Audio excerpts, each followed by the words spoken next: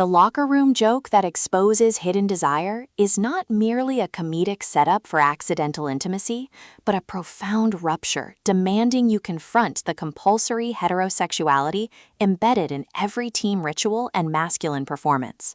And true awakening requires not laughing off vulnerability through performative masculinity, but integrating the weight of authentic feeling until connection becomes an act of radical self-acceptance rather than defensive denial. In Revealed to his teammates, Avery Cox transforms the prank-turned-romance trope into precise exploration of queer sovereignty and embodied accountability. Proving liberation isn't found in playing along, it's forged in honoring the person beneath the punchline, when every social contract demands you remain either teammate or punchline.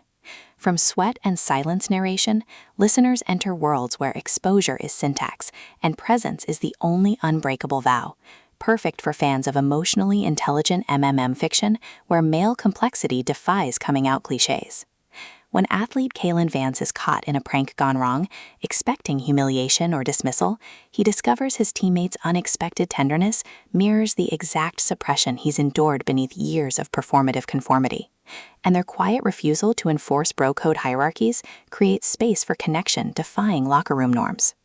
Navigating shared vulnerability and buried attractions, Kalen realizes this revelation isn't about embarrassment, but recalibration, with Cox avoiding reducing Kalen to confused jock or his teammates to predatory archetypes, instead crafting radical reciprocity within constraint, where trust is earned through honoring boundaries even as desire blurs them. An audiobook narration amplifies this alchemy by capturing Kalen's disciplined composure fracturing into clarity, and his teammates' guarded intensity revealing warmth beneath vigilance, making listeners feel seismic shifts of souls learning some truths can only be claimed when you stop letting performance define their validity.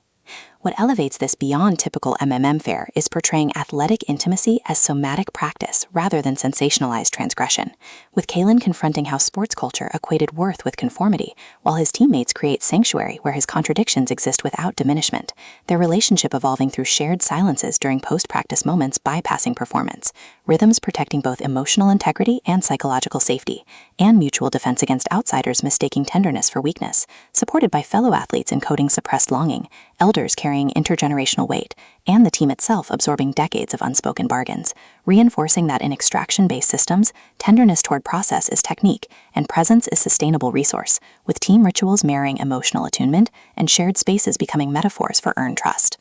For audiobook listeners, this production is immersive descent into sacred reclamation, with narrators embodying Kalen and his teammates with remarkable distinction, sound design anchoring existential stakes through distant whistle echoes, rain against gymnasium roofs, and hushed breath syncing with moments of clarity, pacing mirroring revelatory cadence from deliberate reflection to surging awakenings, ultimately redefining romance by centering queer epistemology within athletic frameworks and affirming that sometimes the most powerful act is choosing to be seen clearly, honoring whole self even in landscapes shaped by expectation.